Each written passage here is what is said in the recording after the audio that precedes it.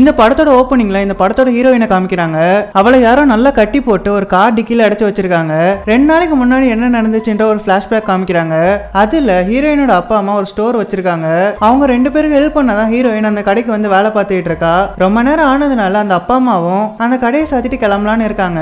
அப்ப ஹீரோயின் நீங்க போயிட்டு வாங்க, கொஞ்ச நேரம் கழிச்சு நானே கடையை சாத்திடுறேன்னு சொல்லிட்டு அவங்க 2 பேரையும் அங்கிருந்து அனுப்பிச்சு வைக்கிறா. அதுக்கப்புறமா தன்னோட ஃப்ரெண்டை வர சொல்லிட்டு அந்த கடையை சாத்திட்டு தன்னோட ஃப்ரெண்டை கூப்பிட்டுட்டு ஒரு பப்புக்கு போறா. அங்க போயிட்டு இவங்க 2 பேரும் நல்லா சரக்கு அடிச்சிட்டு இருக்க.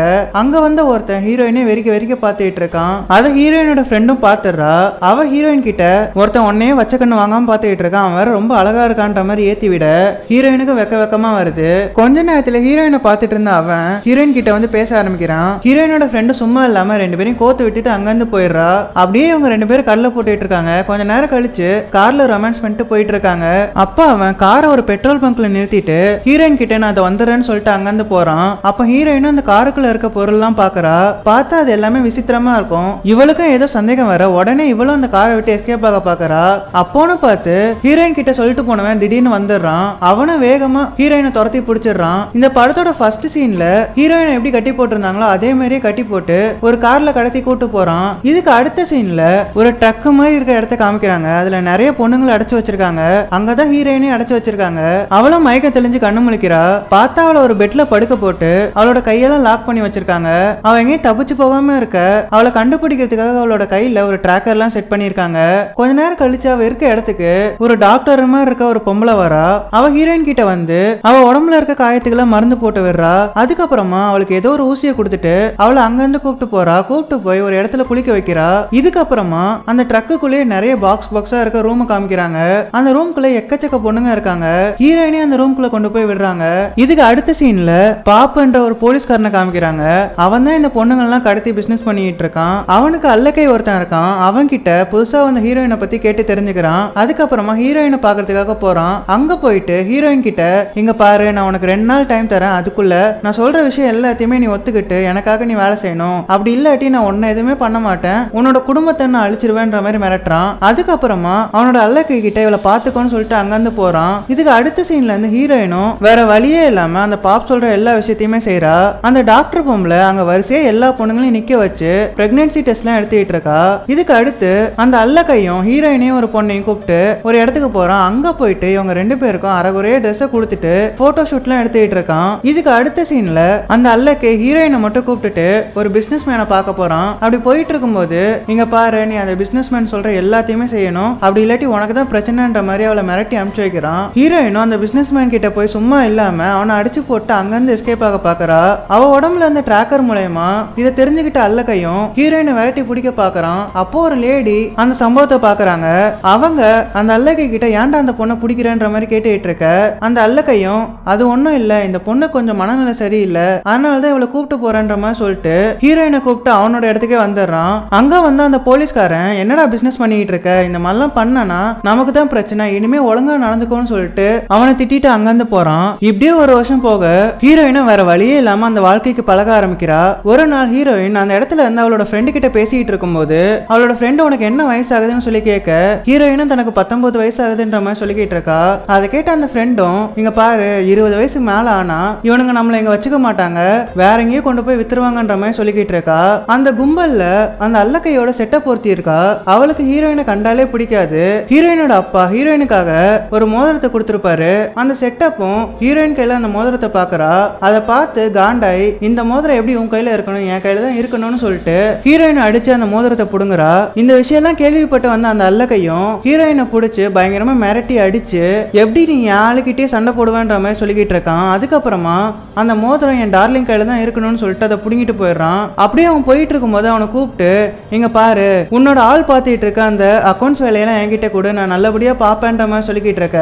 அந்த அல்லக்கையும் உன்னெல்லாம் என்னால நம்ப முடியாது, அதெல்லாம் அவன் மட்டும் தான் பாப்பான்ற மாதிரி சொல்லிட்டு அங்கிருந்து போயிடுறான். இதுக்கு அடுத்த சீன்ல அந்த அல்லக்கையும் ஹீரோயினையும் இன்னும் 2 பொண்ணுங்களையும் கூப்பிட்டு ஒரு இடத்துக்கு போறான். அங்க போனா கூட போன அந்த 2 பொண்ணுங்க சும்மா இல்லாம அங்கிருந்து தப்பிச்சு போயிடுறாங்க.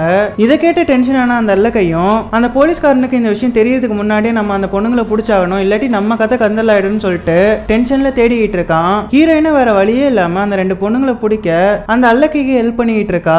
ஒரு வழியா ஹீரோயினோட உதவியோட அந்த 2 பொண்ணுங்களையும் அந்த அல்லக்கை பிடிச்சிடுறான். இதுக்கப்புறமா அந்த அல்லக்கையும் ஹீரோயின் பண்ண உதவிக்காக அவனோட செட்டப் பார்த்துட்டு இருந்த போன் கால் பேசுற வேலை, கஸ்டமர் கிட்ட பேசுற வேலைன்னு சில விஷயங்களை அவகிட்ட சொல்லி கொடுக்கறான். அதுக்கப்புறமா அந்த வேலையெல்லாம் ஹீரோயின் கிட்டே ஒப்படைச்சிடறான். இதுக்கு அடுத்த சீன்ல அந்த போலீஸ்காரனை காமிக்கிறாங்க. அந்த போலீஸ்காரன் ஏதோ ஒரு கூட்டத்துல பெண்களுக்கு எதிராக நடக்கிற அநீதியை நம்ம தடுத்தே ஆகணும்ன்ற மாதிரி பேசிட்டு இருக்கான். அப்போ 2 சிபிஐ அதிகாரிங்க இந்த போலீஸ்காரன் கிட்ட வந்து 2 ரியல் எஸ்டேட் ஓனர் செத்து போனதை பத்தி விசாரிச்சுட்டு இருக்காங்க. ஏன்னா இவன் தான் அந்த ஏரியாவோட லோக்கல் போலீஸ். அது மட்டும் இல்லாம அந்த 2 பேரையும் இவன் தான் கொண்டு இருக்கான். இந்த போலீஸ்காரனும் அந்த 2 ஆபீசர் கிட்ட அதை பத்தி எனக்கு ஒன்னும் தெரியாதுன்ற மாதிரி சொல்லிட்டு அங்கிருந்து எஸ்கேப் ஆகுறான். அதுக்கப்புறமா இவன் கொலை பண்ண அந்த 2 பேரோட பாடி அப்புறப்படுத்துறதுக்காக அந்த அல்லக்கையும் அந்த ஹீரோயினையும் கூப்பிட்டுட்டு ஒரு போட்ல போயிட்டு இருக்கான். அப்படி போயிட்டு இருக்கும் போது அந்த அல்லக்கை என்ன நினைச்சானே தெரியல, ஒரு கட்டையை எடுத்து படார்னு அந்த போலீஸ்காரனோட மண்டையிலே அடிச்சு அவனை கொண்டு போட்டுறான். அதுக்கப்புறமா அந்த 2 பொண்ணுங்களோட சேர்த்து இந்த போலீஸ்காரனையும் தண்ணியில தூக்கி போட்டுறான். இதுக்கு அடுத்து அந்த போலீஸ்காரன் நடத்திட்டு இருந்த அந்த ஆர்கனைசேஷன்ல கண்ட்ரோல் எடுக்க பாக்குறான். அதுக்காக ஹீரோயினை அந்த இடத்துல இருந்து கூப்பிட்டு போயிடுறான். இதுக்கு அடுத்த சீன்ல ஹீரோயின் வழக்கம் போல தன்னோட வேலையெல்லாம் பார்த்துட்டு இருக்கா. வழக்கமா இவளுக்கு வர கால் எல்லாத்துலயுமே கஸ்டமர்ஸ் கோட் வேலையில தான் பேசிட்டு இருப்பாங்க.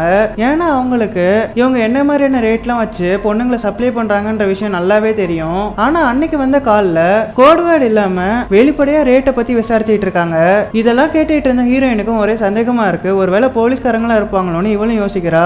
ஆனா இந்த விஷயத்த பெருசா எடுத்துக்காம அவங்களுக்கு பதில் சொல்லிட்டு அந்த காலை வைக்கிறா.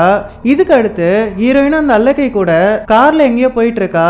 ஆனா இவ அந்த காலை பத்தி அல்லக்கை கிட்ட சொல்லவே இல்ல.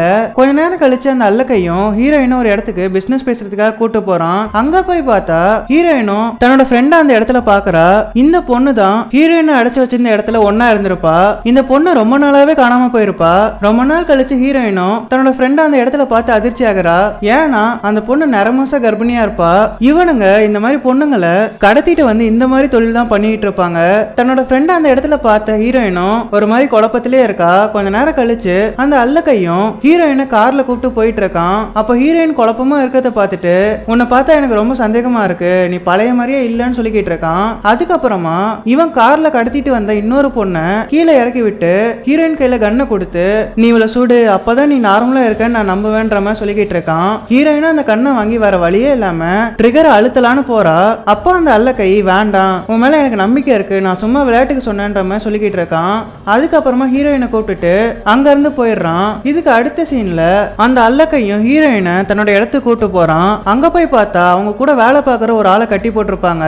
இவன் தான் போலீஸ்காரங்களுக்கு இந்த கேங்க பத்தின இன்ஃபர்மேஷன் எல்லாம் கொடுத்திருப்பான் போல.